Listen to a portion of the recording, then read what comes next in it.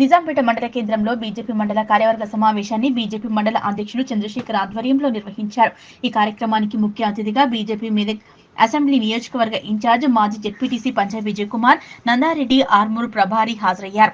ఈ సందర్భంగా కార్యవర్గ సమావేశంలో పార్టీ సంస్థాగత అభివృద్ధి గురించి దిశానిర్దేశం చేశారు. అలాగే రైతు రుణాలను ఎలాంటి ఆంక్షలు లేకుండా మాఫీ చేయాలని డిమాండ్ చేస్తున్నామన్నారు. మాజీ జెడ్పీటీసీ పంచా విజయ్ కుమార్ మాట్లాడుతూ, గతంలో నస్కల్ రోడ్డు పనులు పూర్తి చేయాలని పాదయాత్ర నిర్వహించినా గత ప్రభుత్వం పట్టించుకోకపోవడం జరిగిందని, ఈ ప్రభుత్వమైన రోడ్డు పనులు పూర్తి చేసేలా చర్యలు తీసుకోవాలని, లేని ఎడల బీజేపీ పార్టీ ఆధ్వర్యంలో ధర్నా కార్యక్రమాలు చేపడతామని ప్రభుత్వాన్ని హెచ్చరించారు. రానున్న రోజుల్లో గ్రామాల్లో సంస్థాగత ఎన్నికల్లో బీజేపీ విజయకేతనం ఎగురవేయాలని కార్యకర్తలకు పిలుపునిచ్చారు. ఈ కార్యక్రమంలో జిల్లా ఉపాధ్యక్షులు తీగల శ్రీనివాస్ గౌడ్, కిసాన్ మోర్చా మాజీ జిల్లా అధ్యక్షులు మల్లారెడ్డి, మండల ప్రధాన కార్యదర్శి నరేష్ మహంకాళి, మండల కార్యవర్గం సీనియర్ నాయకులు పప్పుల సిద్ధరామరెడ్డి, ఆముదరాజు, పంజాబాబు, నక్కాస్వామి, అక్కల నవీన్, స్వామి గౌడ్, జాలా పోచయ్య తదితరులు పాల్గొన్నారు. మేము అభివృద్ధిలో దూసుకుపోతున్నాం. అన్ని మండలాలను ఏర్పాటు చేసినాం.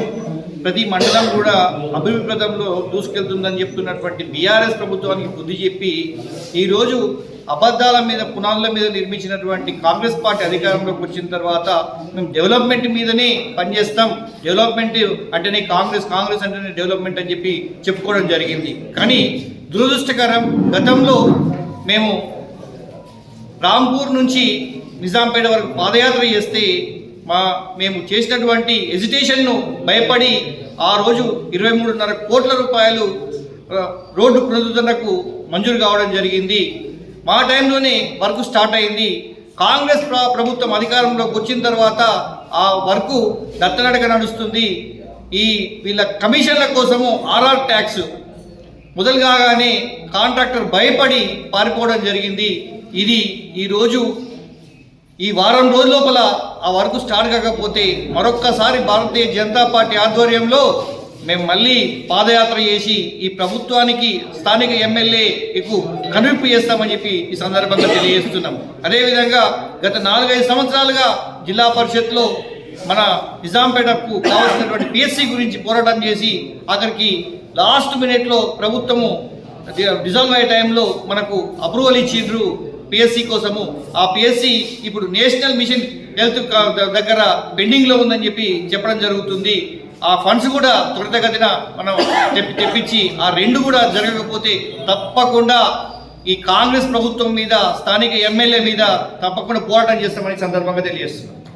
రైతు రుణమాఫీ గురించి ఎలక్షన్లో ఇచ్చినటువంటి ఒక హామీలు ఏవైతే ఉన్నాయో, మేము మొట్టమొదటి సంతకం కేవలం 90 రోజులలోనే రైతు రుణమాఫీ చేస్తామని చెప్పినటువంటి ఒక రేవంత్ రెడ్డి గారు మరి ఈరోజు 6 నుంచి 7-8 నెలలు గడుస్తున్నప్పటికీ రైతు రుణమాఫీలో కొన్ని రకాలైనటువంటి ఒక కొరివిలను యాడ్ చేసి ఆ రైతులకు రుణమాఫీ ఇస్తున్నా అని చెప్తున్నటువంటి ఒక రేవంత్ రెడ్డి గారికి భారతీయ జనతా పార్టీ సూటి ఒక ప్రశ్న అడుగుతుంది. ఏంటంటే ఇప్పటి వరకు ఇవ్వాల్సినటువంటి ఒక నువ్వు ఏదైతే రైతు బంధు ఇద్దరో గత ప్రభుత్వం ఇచ్చినటువంటి ఒక రైతు బంధును మీరు ఇస్తామన్నటువంటి ఒక రైతు బంధు ఇప్పటి వరకు ఇవ్వలేరు. దాంతోపాటు రైతు రుణమాఫీలో ఒక కొరివి పెట్టినారు. ఏం కొరివి అంటే రీషెడ్యూల్ చేసుకున్నటువంటి ఒక రైతులు ఎవరైతే ఉన్నారో వాళ్లకు రైతు రుణమాఫీ వర్తించదు అని చెప్పి మీరు కొరివి పెట్టారు. దాన్ని వెంటనే వెనక్కి తీసుకోవాలి. ఎందుకు రీషెడ్యూల్ అంటే ఏ పిల్లగాడన్నా ఒకవేళ బ్యాంక్ లోన్ అవసరం ఉండి ఏ పిల్లగాడన్నా ఎన్ఆర్ఐ చదువుకున్నందుకు బయట దేశం పోతేనో లేకపోతే ఏ కారణం చేతనన్నా అతనికి వేరే బ్యాంకులలో రాకపోతేనో బ్యాంకులు ప్రోద్బలంతో రైతులను రీషెడ్యూల్ చేపించినటువంటి ఒక చరిత్ర బ్యాంకర్స్ ఉన్నది. కావున ఈ రీషెడ్యూల్ వెనక్కి తీసుకోవాలి. దీంతో పాటు 2018 కన్నా ముందు తీసుకున్నటువంటి ఒక లోన్లకు ఇస్తలేము అని చెప్పి దానికి కొరివి పెట్టారు క్లాస్. దాన్ని గిట్ట వెనక్కి తీసుకోవాలి.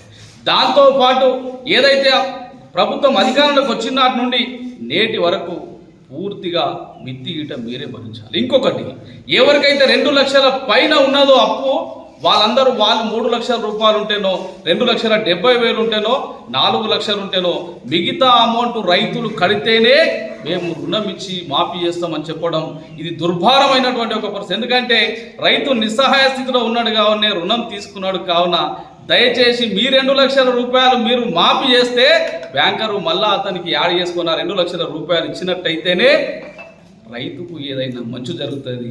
ఇప్పటిదాకా కాంగ్రెస్ అంటేనే రైతులను ఇబ్బంది పెట్టినటువంటి ఒక పార్టీ కావున దయచేసి ఇప్పటికైనా కాంగ్రెస్ బుద్ధి మార్చుకొని కేవలం సన్నవడ్లకే 500 రూపాయలు మద్దతు ధర కాకుండా రైతు పండిస్తున్నటువంటి ఒక సంపూర్ణమైనటువంటి ఒక ఎటువంటి వడ్లైనా సరే వాటందరికీ 500 రూపాయల మద్దతు ఇచ్చి రైతాంగాన్ని ఆదుకోవాలని భారతీయ జనతా పార్టీ డిమాండ్ చేస్తుంది.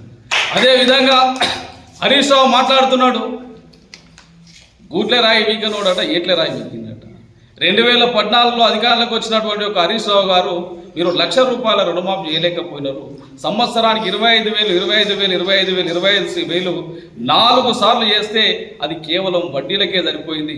మొన్ననే మనం తెలంగాణ ఆంధ్రప్రదేశ్ ఏర్పడ్డాం కదా, 2018లో మళ్ళొక్కసారి అవకాశం ఇస్తే రుణమాఫీ చేస్తామని ప్రబల్భాలు పలికినటువంటి ఒక హరీష్ రావు గారు కేసీఆర్ గారికి మరి 2018లో గిట్ట రైతులు అవకాశం ఇచ్చినారు.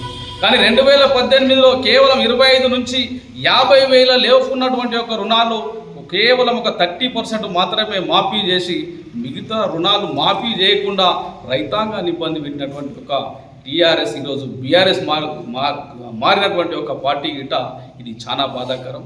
దయచేసి ఇప్పటికైనా రైతుల కోసం పనిచేస్తున్నటువంటి ఒక పార్టీ ఏదైనా ఉన్నది అంటే అది భారతీయ జనతా పార్టీ. ఎందుకంటే ఎంఎస్పి తీసుకొచ్చి మార్కెట్ సపోర్ట్ ప్రైస్ తీసుకొచ్చి 2014 కన్నా ముందు 1,100-1,100 రూపాయల కింద ఉన్నటువంటి ఒక వడ్లను ఈరోజు 2,400 రూపాయలు చేసి 16 పంటలకు మద్దతు ధర పెంచి ఇవాళ యూరియా బస్తా మీద 2,000 రూపాయల సబ్సిడీ, డిఏపి బస్తా మీద 2,000 రూపాయల సబ్సిడీ, అదేవిధంగా తెలంగాణకు ఎరువుల కర్మాగారం ఏదైతే ఉన్నదో గ్రామగుండం ఎరువుల కర్మాగారానికి 6,000 కోట్లు ఇచ్చి ఆదుకున్నటువంటి ఒక పార్టీ భారతీయ జనతా పార్టీ.